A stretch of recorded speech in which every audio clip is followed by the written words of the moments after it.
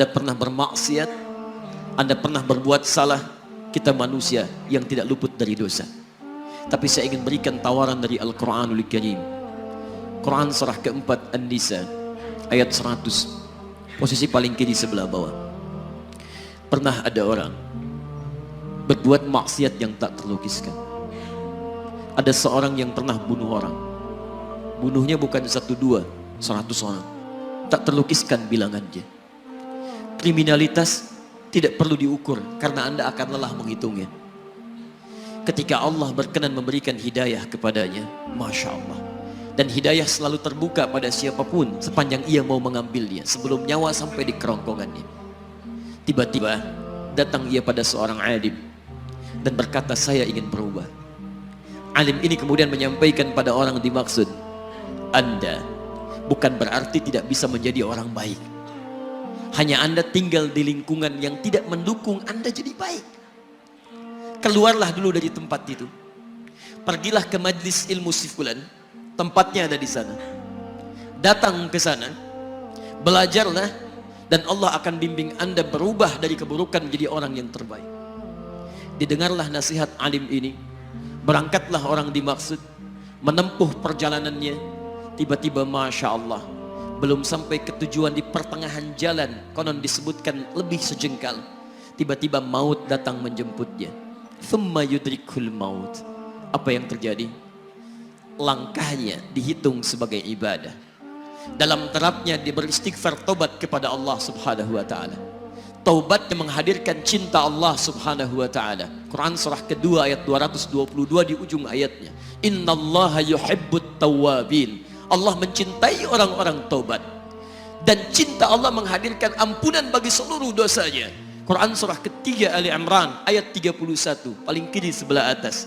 Qul in kuntum tuhibbunallaha fattabi'uni yuhibbukumullah. Allah cintai orang yang mau taat pada Rasulnya. Lihat, ketika Allah mencintai seorang hamba, wa yaghfir lakum dzunubakum, Allah ampuni seluruh dosa-dosanya. Derap langkahnya menghadirkan istighfar, taubatnya menghadirkan cinta Allah menghadirkan seluruh ampunan bagi dosa-dosa yang ia miliki.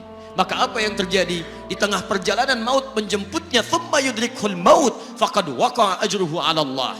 Dan pahala diberikan kepada orang tadi. Di jalan, maaf, maut datang, taubat diterima, dosa diampuni, dan amalan didapati dengan derap langkahnya. Maka apa yang terjadi? Thumma yudrikhul maut faqad waqa'a ajruhu 'ala Allah. Pahalanya dituliskan oleh Allah, dakhalal jannah, kata Nabi, masuk surga orang ini. Anda bisa bayangkan, pernah bunuh orang 100 orang, mabuk tak terlukiskan, kriminalitas tak perlu dihitung. Ketika dia mau bertobat, datang ke majlis ilmu, Masya Allah, meninggal di tengah jalan, kata Nabi, dakhalal jannah. Bertobat diampuni dosanya, derap langkahnya ada pahalanya, dakhalal jannah. Turun ayat untuk melukiskan tawaran yang sama kepada kita. Wa may yuhajir fi sabilillahi yajid fil ardi muraghaman katsira was'a. Siapapun yang mau berubah kembali pada ketentuan jalan Allah, kalau dia masih punya batas-batas kehidupan, kami akan berikan kelapangan di sisa hidupnya dan kelimpahan-limpahan kenikmatan selama dia hidup.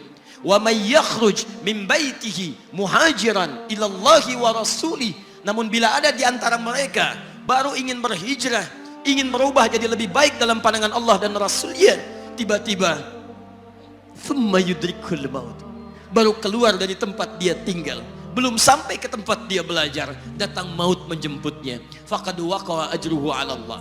Kami terima semua amalnya, kami ampuni dosa-dosanya, dan kami tuliskan namanya di dalam surga. Bila 100 orang saja yang pernah dibunuh oleh orang ini, pernah bunuh 100 orang, mabuk tak terlukiskan, kriminalitas tak terhitung, mau berangkat ke majlis ilmu, tak sampai ke majlisnya, meninggal dia, bisa masuk surga. Masa Anda yang tidak pernah bunuh orang? Ada yang pernah bunuh orang di sini? Boleh angkat tangan? Ada polisi di sini, langsung saya sampaikan insyaallah. Anda gak pernah bunuh orang, Anda tidak pernah mabuk, Anda tidak pernah berbuat kriminalitas seperti orang dulu. Salah, wajar, tapi pintu tobat terbuka untuk kita semua.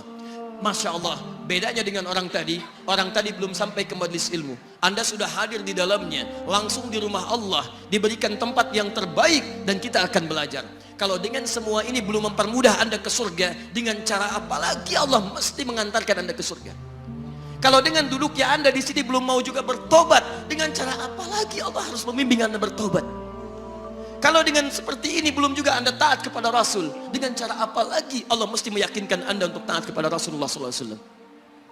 Karena itu teman-teman sekalian, mari kita pelajari ilmunya, dan dengan ilmu itu akan membimbing kita insya Allah kembali kepada Allah sampai mengajak keluarga kita ke surga insya Allah.